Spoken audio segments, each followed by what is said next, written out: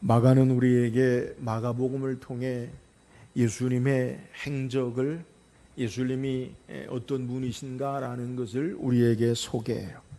마가복음을 통해 마가는 우리에게 예수님이 예루살렘을 향해 가시는 여정으로 이 마가복음을 우리에게 소개하고 있어요. 전반부인 마가복음 1장 14절에서 7장 23절까지는 예수님이 유대 갈릴리에서 어떤 일을 행하시고 역사하셨나를 소개하고, 마가복음 7장 23절에서 8장 10절까지는 예수님이 이방 지역에서 행하신 사역을 우리에게 소개하고요, 마가복음 8장 22절에서 52절까지는 예루살렘을 향해 가는 여정 가운데서 제자들을 교훈하시고 훈련하시는 모습을 소개하고, 마가복음 11장에서 16장까지는 예수님께서 이제 예루살렘에서 고난을 당하시고 죽임을 당하시고 부활하신 사건을 성경이 우리에게 소개해요. 그러니까 우리가 마가복음을 전체로 보면 유대 갈릴리의 시작에서 이방 지역을 통해 다시 예루살렘을 향해 가야지는 모습, 그리고 예수님의 사역의 절정을 예루살렘을 통해 십자가에 죽으시고 부활하신 사건을 통해 예수님이 어떤 분이신가라는 것을 우리에게 소개하고 있는 내용이에요. 예수님이 그의 사역을 통해서 마가가 우리에게 소개하는 것은 시작에서부터 출발해서 마지막 절정이 어디냐? 그것은 예수님이 십자가에 죽으시고 부활의 사건임을, 이것이 복음 사역의 예수님의 중심임을 우리에게 소개하는 거예요. 장소적인 변화 가운데 오늘 우리가 읽은 본문의 사건은 유대 갈릴리와 이방 사역을 마무리하시고 이제 예루살렘을 향해 가는 여정 가운데에서 바리새인들이 예수님을 시험하는 내용과 더불어서 제자들이 예수님에 대해서 바르게 깨닫지 못하는 것을 연결해서 오늘 성경이 우리에게 소개해요. 예수님의 공적인 사역을 우리가 성경학자들에 의해서 우리가 늘 들은 대로 3년의 공적인 사역을 우리는 성경을 통해 찾아볼 수 있어요.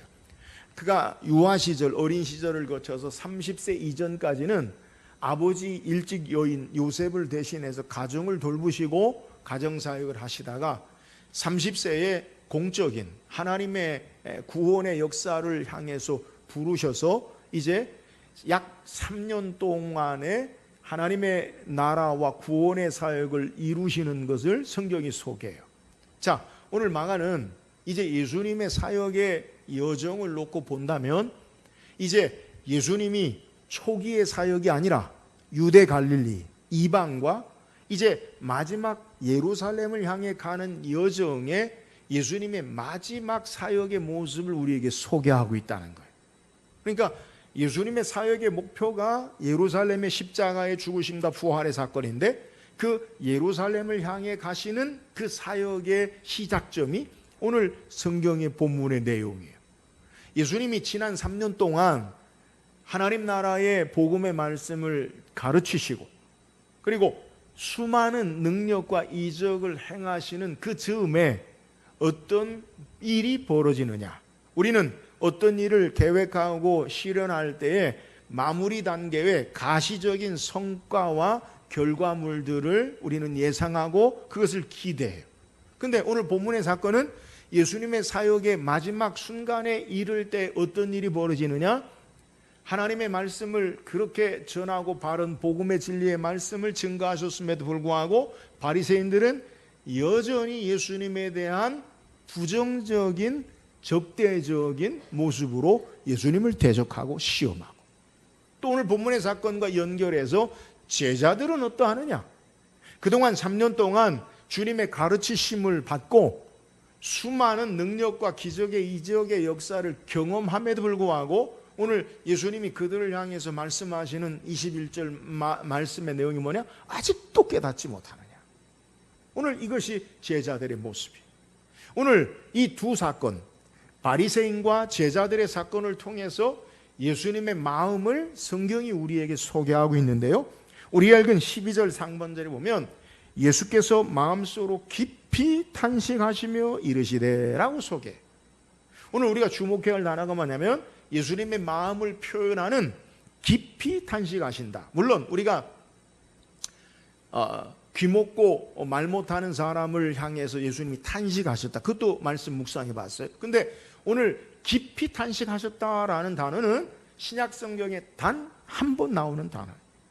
깊이 탄식하셨다는 단어, 아낙스테낙삭스라는 말인데 이 말은 깊은 한숨을 쉬시는 것으로 우리에게 소개해요. 그러니까 지금 예수님의 사역 가운데 여전히 반대하고 시험하고 힐난하는 적대적인 세력들과 또 예수님과 함께하는 가장 가까운 제자들조차도 예수님을 바르게 알고 신앙해야 할 그들의 모습이 그렇지 않음에 예수님의 깊은 한숨이심을 우리에게 소개하는 거예요. 3년 동안의 능력과 하나님의 기적의 사건을 경험하고 하나님 말씀을 듣고도 여전히 예수님을 적대하고 하늘로부터 오는 예수님에 대해 시험으로 표적을 구하고 또 여전히 제자들조차 주님이 말씀하시는 뜻을 깨닫지 못하고 이러한 모습이 예수님의 표현이 뭐냐? 성경에 깊은 한숨이심을 우리에게 소개하는. 저는 오늘 말씀을 묵상하면서 우리들의 신앙의 모습을 통해서 예수님은 어떤 마음의 반응을 하실까? 우리들이 하나님 나라 천국을 향해 가는 신앙의 여정, 내가 예수 믿고 구원받아 하나님의 자녀로 이 땅에 하나님 나라를 향해 가는 하나님 나라의 백성으로 우리의 신앙의 모습을 예수님께서 바라보시고 예수님은 우리를 향해서 어떤 마음을 가지실까라는 것을 생각해 봤어요. 예수님이 깊이 탄식하실까? 아니면 예수님이 기뻐하실까? 이런 생각을 해보게 돼요. 물론 우리 주님은 우리의 연약함과 우리의 허물 많음과 넘어짐과 죄악됨에도 불구하고 우리를 분명히 다시 일으키시고 회복하시고 격려하시고 힘을 주셔서 마침내 우리를 거룩하게 하시고 영화롭게 하셔서 영광스러운 하나님 나라로 우리를 분명히 인도하실 거예요. 그럼에도 불구하고 오늘 우리의 신앙의 모습 가운데 주님이 어떻게 우리를 바라보시는가라는 것을 점검해 보는 것은 매우 중요한 일이에요. 예수께서 오늘 말씀을 우리에게 하실 때 제자들에게 21절에 이르시되 아직도 깨닫지 못하느냐라고 말씀하시므로 바리새인과 더불어 예수님에 대한 적대적인 것과 예수님에 대한 몰이해나 아니면 제자들이 예수님을 바르게 깨닫지 못하는 참된 믿음으로 보지 못하는 모습에도 불구하고 주님을 바르게 따르지 못하는 신앙의 모습, 이것에 있어서 우리의 삶의 모습을 투영해 보기를 원한다는 거예요.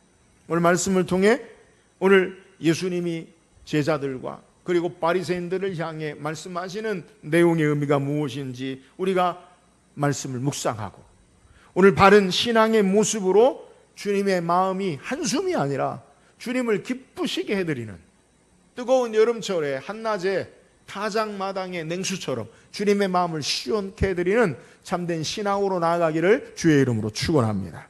그렇다면 주님이 탄식하시는 이유가 무엇입니까? 오늘 11절 말씀 같이 한번 읽어봅시다. 11절입니다. 시작. 바리새인들이 나와서 예수를 힐난하며 그를 시험하여 하늘로부터 오는 표적을 구하거늘. 자, 바리새인들이 예수님 앞에 나온 목적이 뭐예요? 예수님 앞에 왜 나왔습니까? 오늘 바리새인들이 예수님 앞에 나온 목적을 성경이 우리에게 소개하는데 이중적인, 복합적인 복선을 깔고 주님 앞에 나온 것을 소개해요. 겉으로 드러나는 우리에게 소개하고 있는 이유는 표면적인 이유는 표적을 구한다라고 소개해요. 그런데 표적을 구하는 것은 겉으로 드러나는 내용이고 바리새인들의 마음에는 무엇을 가지고 나왔느냐? 예수를 시험하기 위해서 나온 것임을 우리에게 소개. 자, 본문에 우리에게 소개할 때 예수를 바리새인들이 나와서 먼저 예수를 힐난하며라고 소개하고 있어요. 이 힐난이라는 단어는 무엇을 함께 얻으려고 노력하는 것으로 논쟁, 토론의 의미를 가지고 있어요. 그러니까 겉으로는 예수님에게 토론하면서 표적을 예수님에게 구하는 거예요. 그러나 겉으로는 토론하지만 속으로는 무엇인가 트집을 잡고 꼬투리를 잡아서 시험에 빠지게 하기 위해서 예수님에게 나왔다는 것. 바리새인들이 이 힐난하며 예수님에게 표적을 구하는 의미가 무엇입니까? 여기서 우리는 표적이 무엇인가 생각해 봐야 되는데, 표적은요, 사인, 헬라어로 세메이온이라고 하는데 표시, 깃발 이렇게 해석이 돼요. 근데 이 표적은요, 능력과 기적의 사건과는 구별해야 돼. 물론 요한은 예수님이 행하신 7가지의 물로 포도주로 만든 사건부터 시작해서 7가지 기적의 사건을 소개하면서 표적이다라고 그렇게 말해요. 그러니까 기적의 사건을 넘어서 우리가 무엇인가를 바라봐야 한다라는 것으로 요한은 우리에게 해석해요. 근데 일반적으로 복음서에 표적과 이적과 능력은 구별돼요. 그러니까 이적은 말 그대로 기이한 일들이 나타나는 것. 능력은 하나님의 능력, 놀라운 사건들을 우리에게 소개해요. 근데 지금 바리새인들이 구하는 게 뭐냐?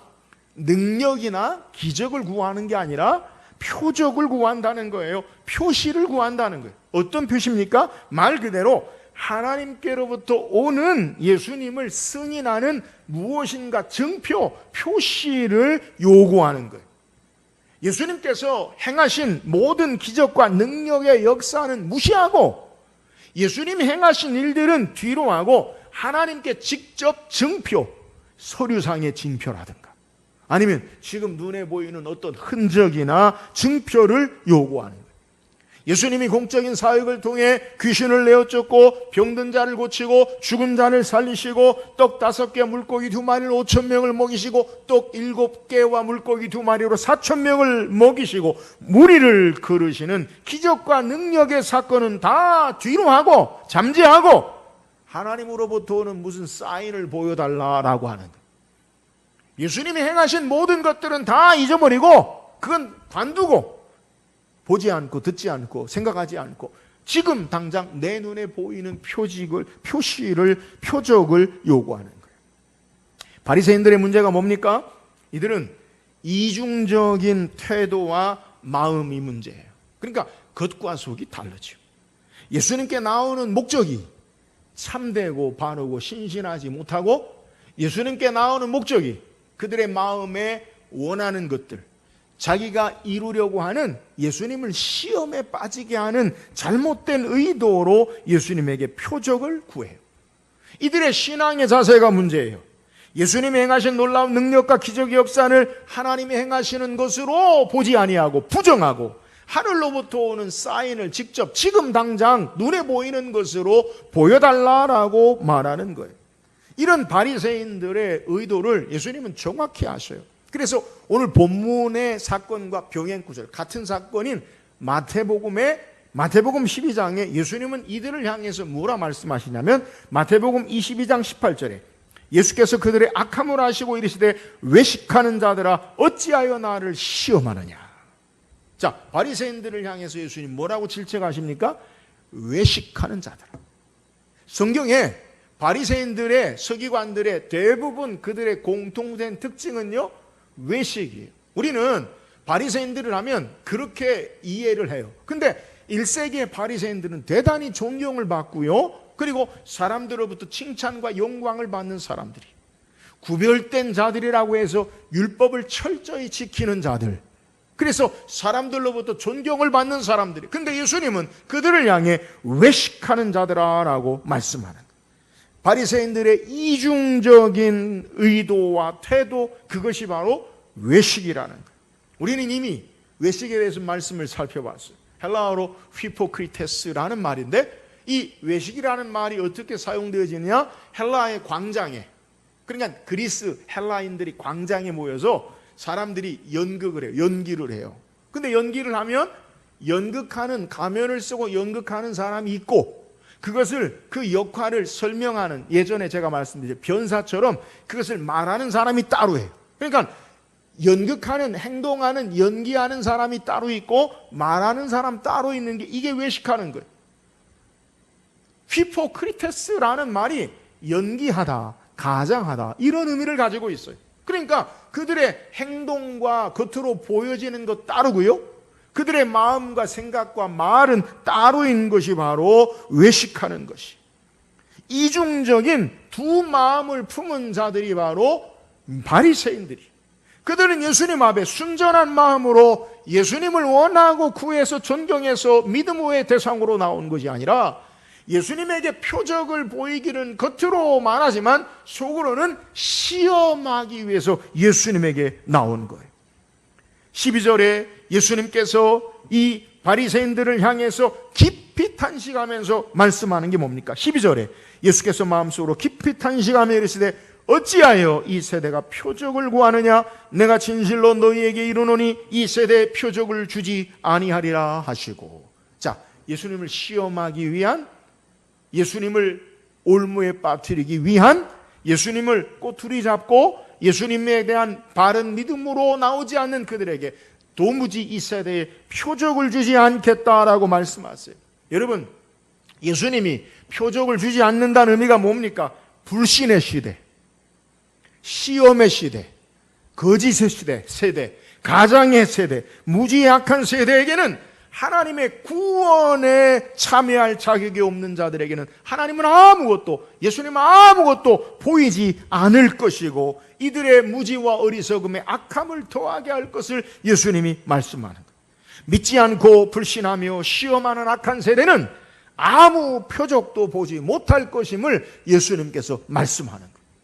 오늘 본문의 내용의 병행구절, 제가 마태복음 12장이라고 말씀하는데 마태는 이것을 우리에게 이렇게 소개합니다.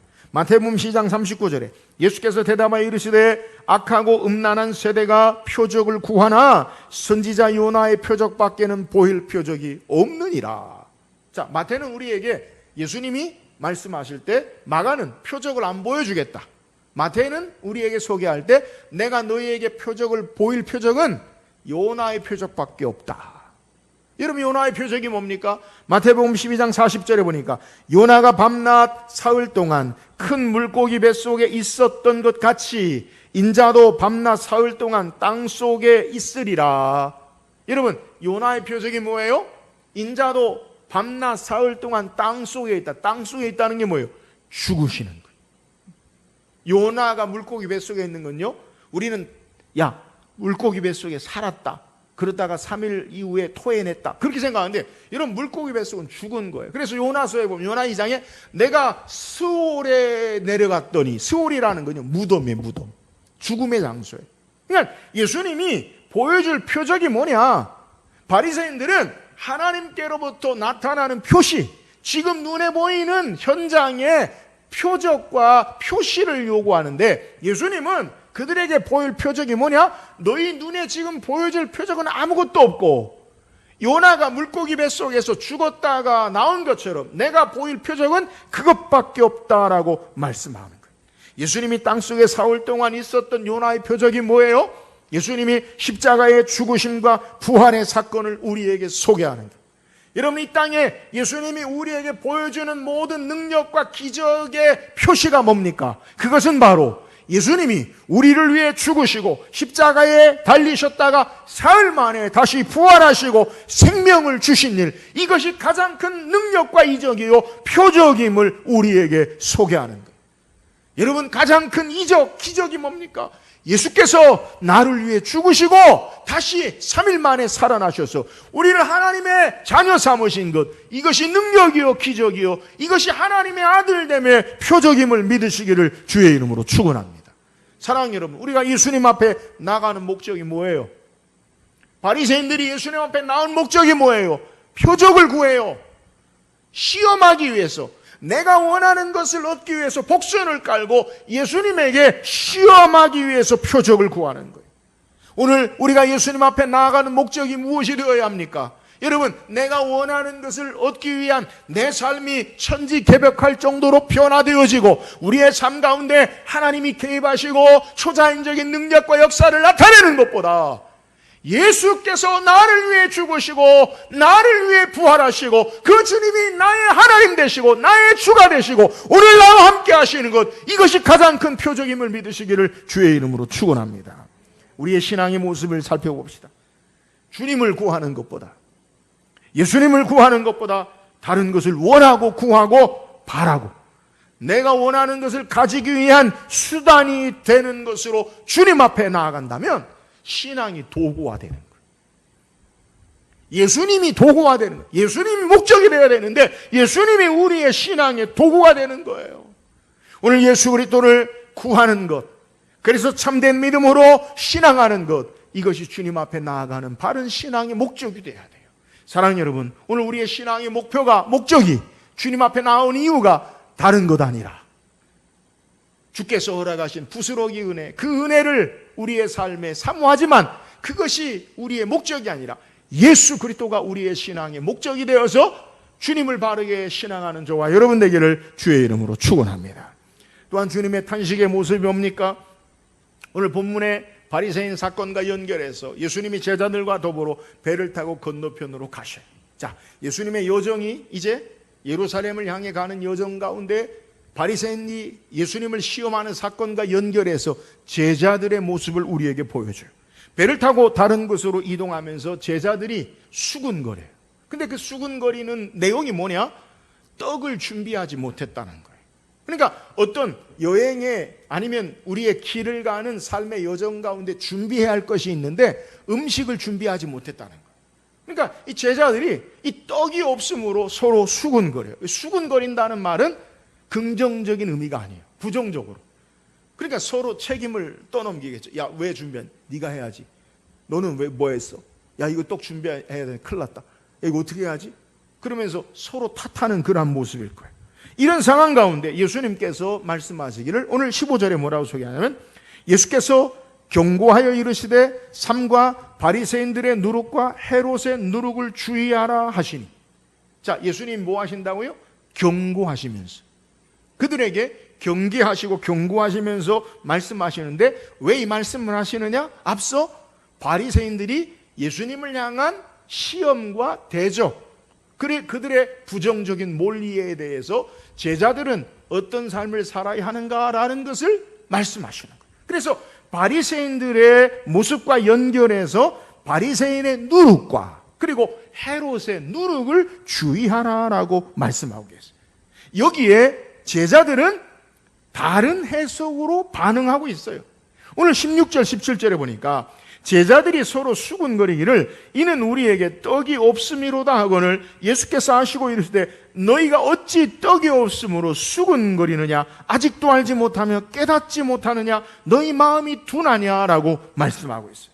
예수님의 경고, 헤롯의 누룩, 바리새인의 누룩, 이 예수님의 가르침에 대한 제자들의 반응이 뭡니까? 제자들이 수군거려요. 예수님도 어찌하여 너희가 떡이 없음으로 수군거리느냐라고 말하고 있는 거예요. 여러분, 오늘 본문에 바리새인의 누룩과 헤롯의 누룩의 의미가 뭐냐?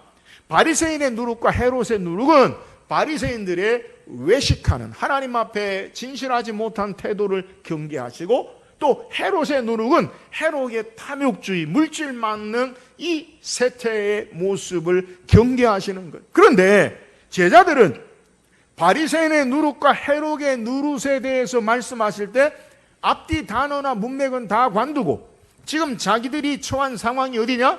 빵이 없다. 여러분, 빵을 어떻게 만듭니까? 이 누룩을 효모를 통해서 부풀려 빵을 만들죠. 그러니까 자기들이 지금 빵이 없는 것과 누룩과 연결돼서 빵과 누룩만 연결해서 자기들이 원하는 자기들의 생각에 매몰돼서 예수님이 빵 때문에 그러시는구나, 우리가 빵을 안 가져온 것 때문에 그러시는구나 라고 누룩과 빵을 연결시키는 거예요.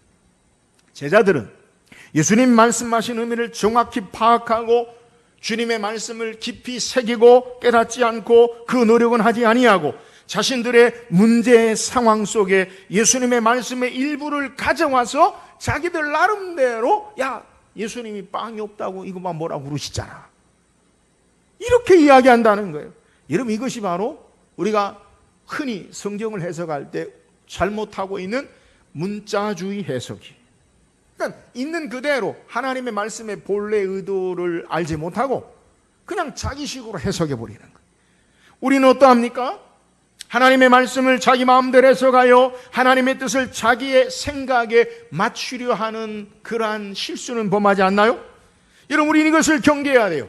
자기중심적인 생각과 신앙을 버려야 돼요. 여러분, 신앙은요, 우리의 삶에 말씀 중심이어야 되고요, 하나님 중심의 신앙이 되어야 돼요.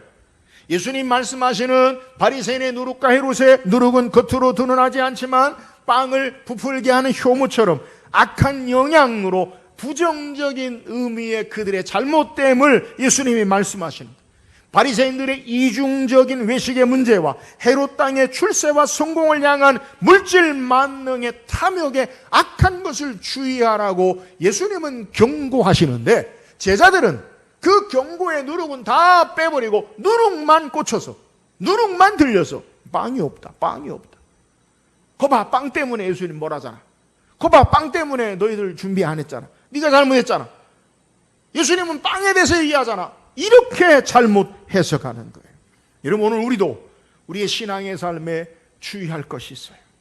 오늘 우리도 예수님이 경계하시는 의미를 바르게 알고 신앙해야 되는데, 교회 신앙생활에 세속주의를 향한 부흥신학과 종교다반주의를 경계해야 돼요.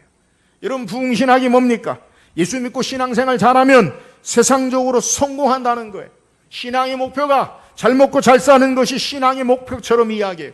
물량주의로 세상의 성공의 방식을 가져다가 우리의 신앙의 삶에 적용하는 것, 여러분, 잘못된 가르침이에요. 하나님께서 우리를요 성공으로 이끌지 않으세요. 세상이 말하는. 하나님은 하나님 나라의 구원의 계획과 하나님의 거룩한 백성으로, 그의 자녀로 우리를 인도하시는 것. 그 가운데 때로는 고난도 있어요. 질병도 있어요. 아픔도 있어요. 이별하는, 사별하는, 때로는 이혼할 수도 있고요. 때로는 우리의 삶에 여러 가지 상처가 있을 수 있어요. 그러나 그런 어려움 가운데 여전히 하나님은 우리를 사랑하시고 떠나지 아니하시고 우리와 함께 하시고 일하시고 마침내 선한 것으로 인도하시는 하나님 되심을 믿음으로 바라보고 신앙하는 거예요. 그러므로 세속주의의 성공주의 신학을 버려야 돼요. 신앙에 또 우리가 경계해야 될 것, 그것은 종교다원주의. 종교다원주의가 뭡니까? 그것은 세상에 열린 마음으로 다양성과 포용성을 수용해서 뭐로 가든지 하나님의 구원의 역사가 모두에게 있다라고 그렇게 이야기하는. 여러분, 일반적으로 세상 사람들은 말하기 좋아해요. 오늘날 우리에게 가장 심각한 문제가 뭡니까? 여러분, 신학에서도 퀴어 신학이라고 동성애 신학을 옹호해요.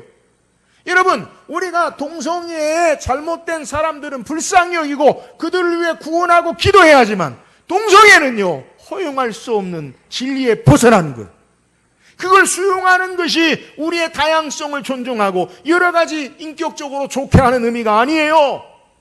하나님의 말씀을 바르게 알고 진리 안에 우리의 삶이 서 있지 않으면 진리를 잃어버린 교회는 하나님의 구원의 사명을 감당치 못하고 밖에 버려져 만일은 소금밖에 되지 못함을 알아야 돼.